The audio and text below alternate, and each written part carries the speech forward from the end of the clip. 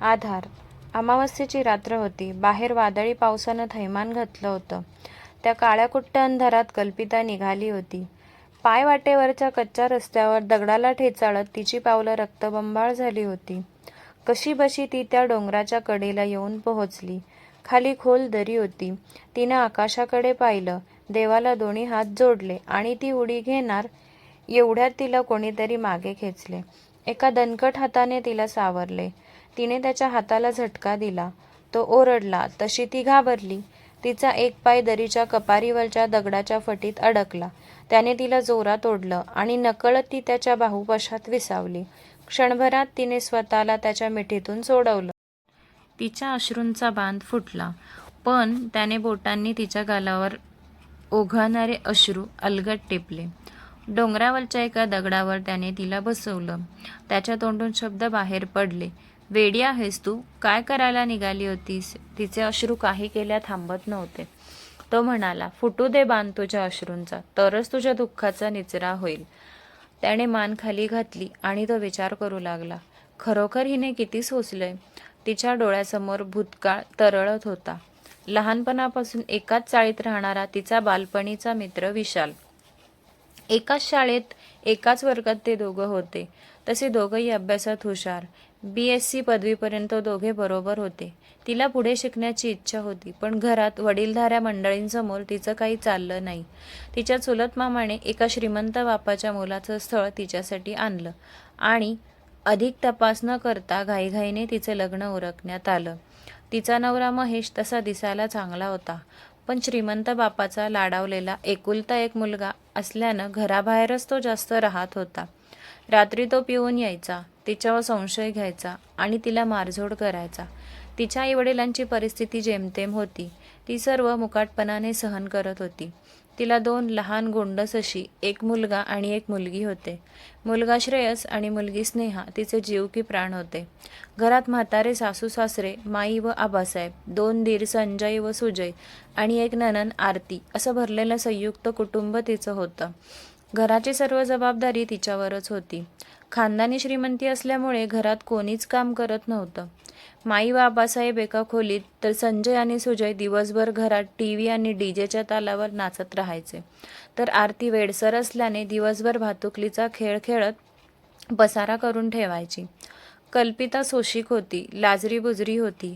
लग्नाला जेमतेम 10 वर्ष झाली होती, पण परिस्थितीनं तिला प्रौढ बनवलं होतं. दिवसभर घरातल्या कामाचा बोजा तर घरातल्या सगळ्यांना सर्व जागेवर देऊनही तिच्यावर डोळे रोखलेले असायचे. महेश तर घरात नसायचा, पण संजय, सुजय व आरती तिला वेड्यातच काढायचे. महेश रात्री पिऊन आला का त्याच्यासमोर तिच्या चुका काढायचे. माई आणि आबासाहेबांना तिचा कळवळा यायचा, पण मुलांच्या विषारी नजरेसमोर ते दोघंही थांबत नव्हते.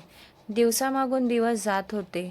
आता तरी सुखाचे क्षण आपल्या आयुष्यात येतील असं कल्पिताला वाटू लागलं, पण नियतीला ते मान्य नव्हतं.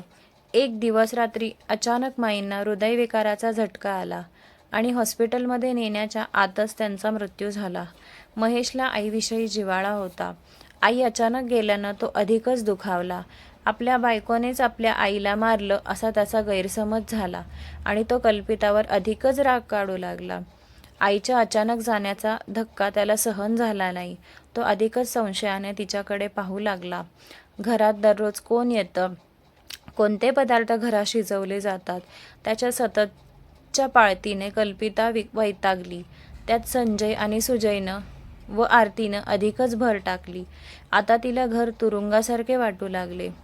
माईंच्या निधनानंतर काही दिवसातच आबासाहेबांनी डोळे मिटले. आता घरात वडीलधारे कोणी नसल्याने तिला एकटे वाटू लागले. एका कोपऱ्यात जाऊन ती रडायची आणि तिचे चिमुकले त्यांच्या इवल्याशा हातांनी तिचे अश्रू पुसायचे.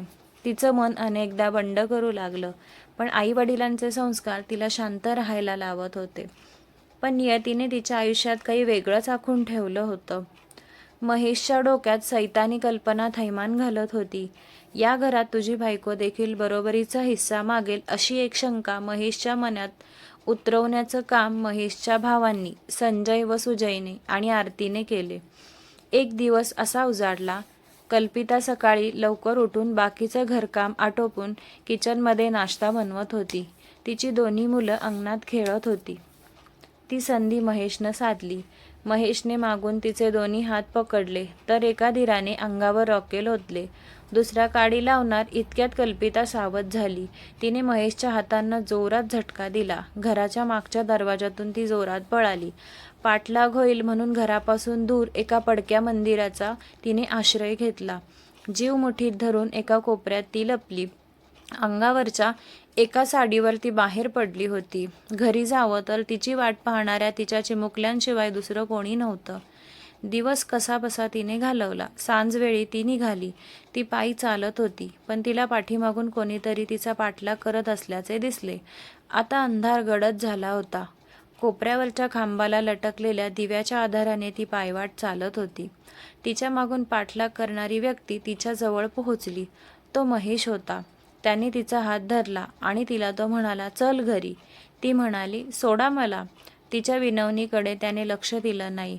त्याने जोरात तिचा हात पिळला. मग मात्र ती चिडली. तिने त्याच्या हाताला जोरात चावा घेतला. महेशचा हात रक्तबंबाळ झाला होता. कल्पिताने अंधाराचा फायदा घेतला व ती पळत सुटली गावाबाहेरच्या खोल दरीकडे. तिने मनाशी निश्चय केलेला होता. ती उडी घेणार तेव्हा मजबूत हातांनी तिला मागे ओढलं आणि सावरलं. ते हात विशालचे होते.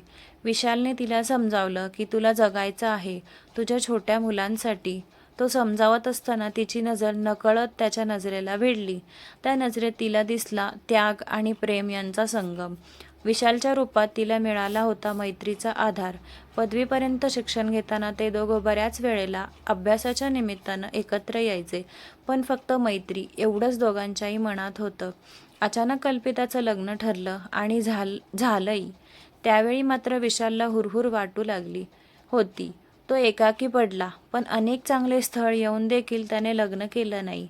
आज अचानक गावाबाहेरच्या डोंगराकडे फिरायला जात असताना त्याला कल्पिता भेटली. भेदरलेल्या अवस्थेत. तिला वाचवता आलं याचं समाधान त्याच्या चेहऱ्यावर होतं, पण डोळ्यात मात्र निस्वार्थी भाव होता मैत्रीचा. त्याने तिचा हात धरला आणि ते दोघं निघाले एका वेगळ्या पाऊलवाटेकडे, जिथे थोड्या अंतरावरच श्रेयस आणि स्नेहा तिची वाट पाहत होती. विशालने श्रेयस व स्नेहाला जवळ घेतलं. कल्पिताने विशालकडे पाहिलं. दोघांची नजर एक झाली. ती लाजली. विशालने मुलांसह तिला जवळ घेतलं. एका चौकोनी कुटुंबाला विशालचा आधार मिळाला होता. कथा आवडली असल्यास चॅनलला लाईक, शेअर आणि सबस्क्राईब करायला विसरू नका. लवकरच भेटूयात एका नवीन कथेसह. श्री स्वामी समर्थ.